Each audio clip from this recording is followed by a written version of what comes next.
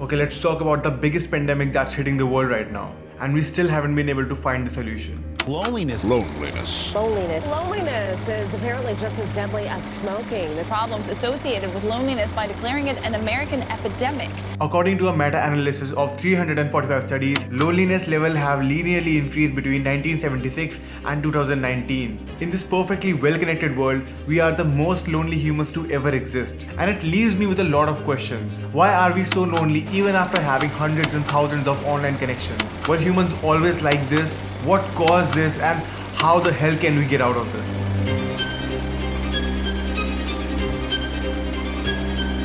Okay, let me tell you an interesting story. What is this?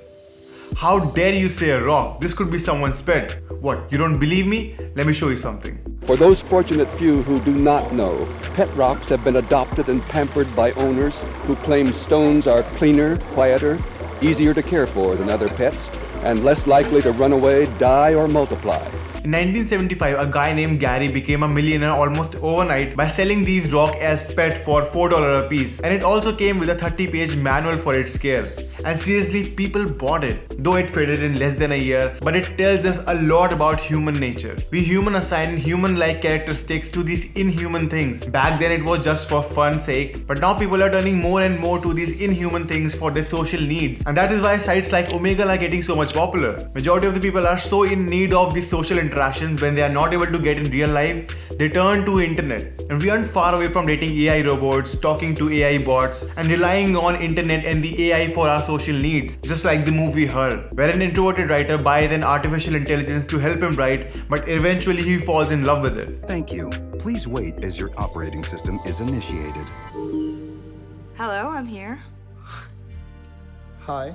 Humans are deeply social creatures. Our ability to collaborate may be the hallmark of human species. We work together better than any other species. This means that feeling social isn't just for happy hours or for the weekends. It's within us. It's one of our key drives. Just like hunger and thirst. We feel hungry when we are deprived of food. We feel thirsty when we are deprived of liquids. The feeling of loneliness is similar to the body telling us that we are deprived of social connection. Loneliness isn't just a bummer or just a sad feeling that cannot harm us. It's bad for us. Similar to food or water, when these signals are neglected, it can cause serious health issues. Julian Holt, PhD, professor of psychology at Brigham Young University, recently authored a large-scale meta-analysis on social isolation and loneliness. Her research suggests that prolonged period of loneliness and isolation can have serious adverse effects, including heart disease, stroke, depression, and premature death. As she describes, there is a robust evidence that social isolation and loneliness significantly increase the risk of premature mortality. Indeed, many nations around the world are now suggesting that we are facing a loneliness epidemic. But the big question is, how did we get here? Now, before all these devices and social media, people rely on communities and families and people in the surrounding for their social needs. Studies have shown that people living in these countrysides, villages and small towns often experience lower level of loneliness as compared to the people living in the urban cities. The tight-knit nature of these communities creates a sense of belongingness, and that helps fight that feeling of isolation. But living in cities can be tough when it comes to making meaningful relationships. The fast-paced life, the sheer number of people, and the fact that many people come and go makes it harder to form deep, meaningful connections. And then the fast evolution of communication and internet took place. MySpace has become sort of a trailer park of social media. Facebook, which announced today that it had signed up its 500 millionth user. I want everybody here to be careful about what you post on Facebook. Facebook changed social interaction by enabling us to connect with the whole world. Suddenly, we had this power to make online friends, share our lives, seek validation. If it keeps growing at its current rate, by 2013, every single person in the world who is online will be on Facebook. And then Snapchat and Instagram and many other social platforms came along. It was an exciting time. But little did we know, along with these positive aspects, social media would bring some negative consequences.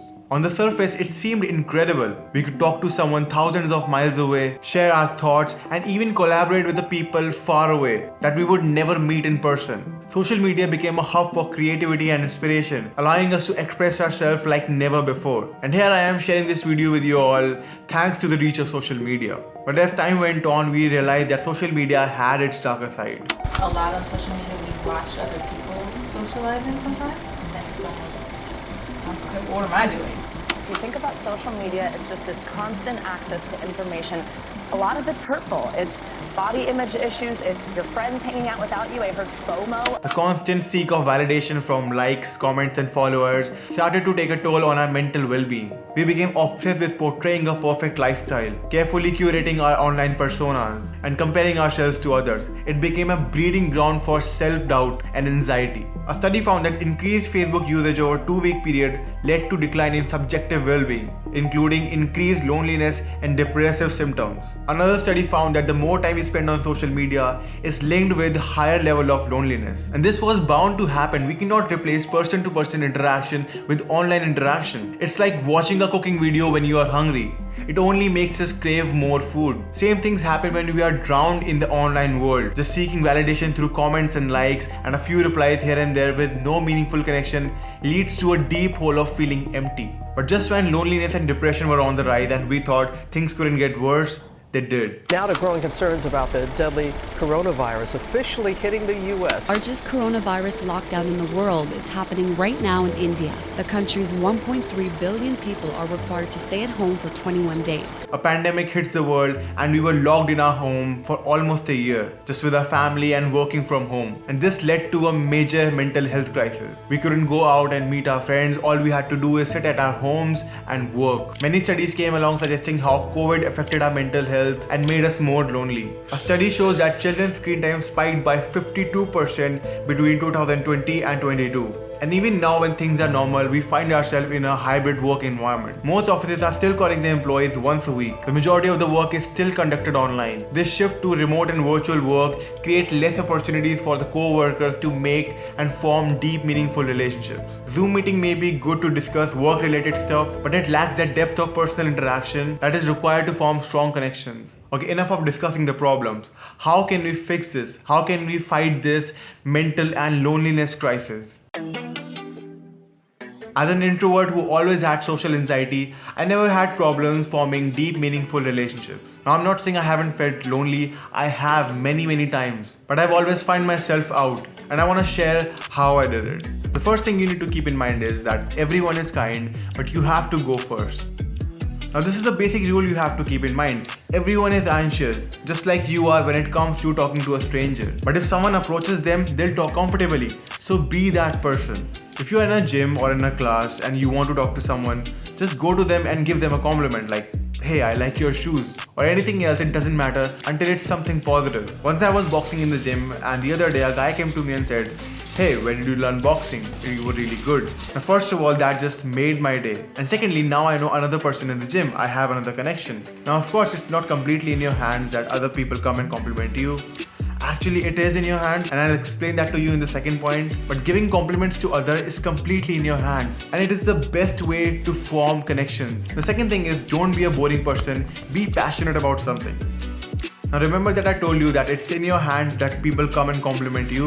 This is how you make it happen. Start pursuing your passion. Do something about it. I've formed tons of connections just by making videos. People often come to me or text me like, "Hey, how did you edit your videos?" or "Your videos are really good." And that's a starter. And the next thing you know, you have a connection. And what did I do for that? Just made videos. I'm not living an ordinary and boring life.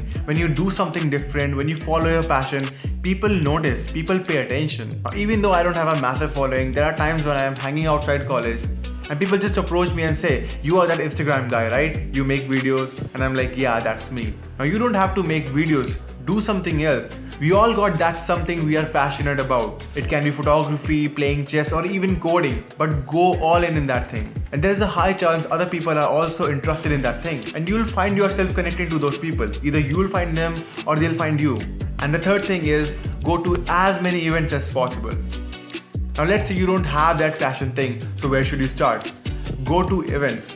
And if you are in college like me, then it's perfect. Just find events that resonate with your interest and go attend them.